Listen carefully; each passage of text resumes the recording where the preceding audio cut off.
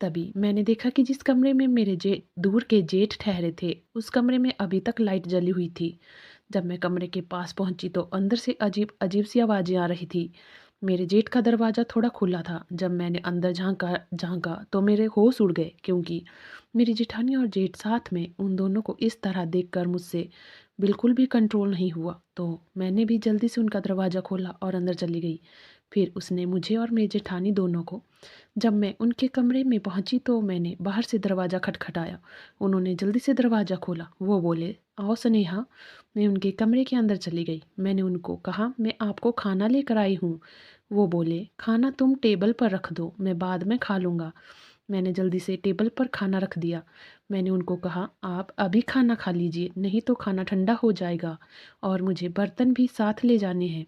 तभी वो बोले, कोई बात नहीं, आप थोड़ी देर बैठ जाइए। मैंने कहा, नहीं, मैं नहीं बैठ सकती, अभी मुझे किचन में बहुत से काम करने को पड़े हैं। तभी वो बड़े प्यार से बोले, कोई बात नहीं, काम तो रोज ही होते हैं स्नेहा जी, आज कुछ समय आप मेरे पास बैठ जाइए। उनके इतना कहने पर मैं थोड़ी देर उनके कमरे में बैठ गई। वो अपने लैपटॉप पर फिल्म देख रहे थे, जो कि एक हॉलीवुड मूवी थी। जब मैं भी जेठ जी के साथ मूवी देखने लगी, तभी मूवी में एक बहुत ही रोमांटिक सीन आ गया। मैंने तुरंत अपना मुंह लैपटॉप से हटाकर दूसरी ओर फेर लिया।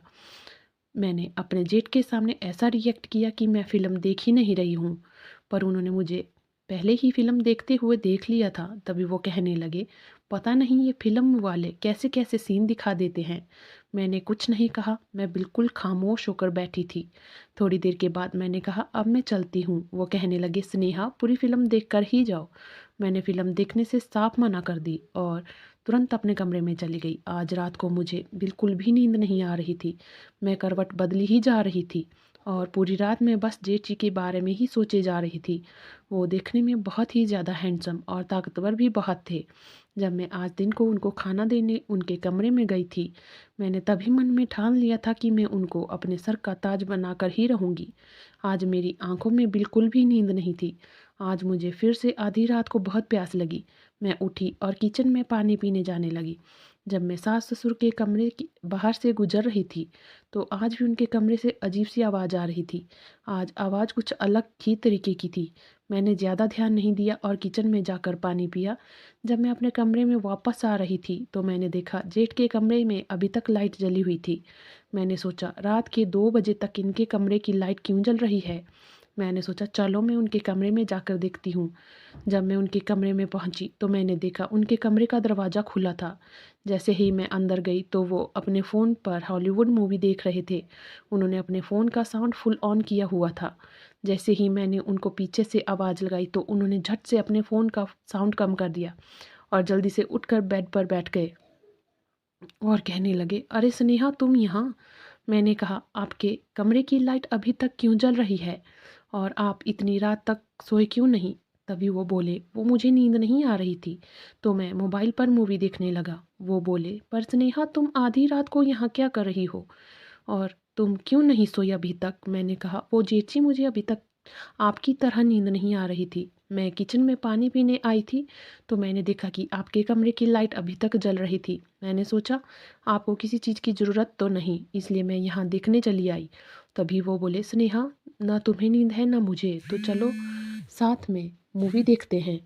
फिर वो बोले, आ जाओ इधर बैठो। मुझे बिल्कुल भी नींद नहीं आ रही थी तो मैं अपने जेठी के पास बैठ गई। उन्होंने जल्दबाजी में फ़ोन नहीं बंद नहीं किया था और मूवी उनके फ़ोन पर चल रही थी। मैंने उनके फ़ोन पर नज़र डाली तो उनके फ़ोन पर वही दिन वाली मूवी चली थी। शायद उन्होंने दिन में उस मूवी को पूरा नहीं देखा था।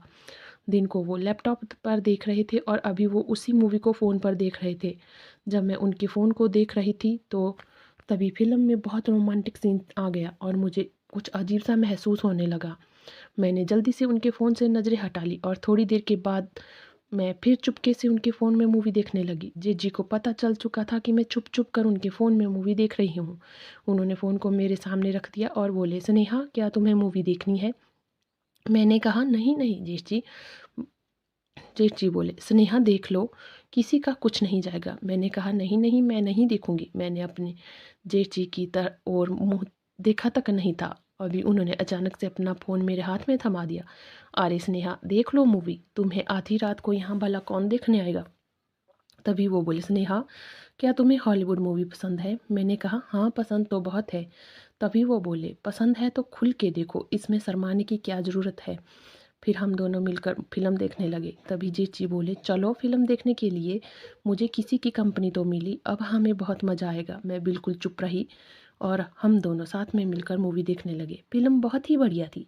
फिल्म के बीच में रोमांटिक सीन आया हुआ था। तभी अचानक चेची ने अपना हाथ मेरी कमर पर रखा, पर मेरे पूरे शरीर पर जैसे बिजली का करंट लगा हो। मैं वहाँ से उठी और दूसरी साइड जाकर बैठ गई।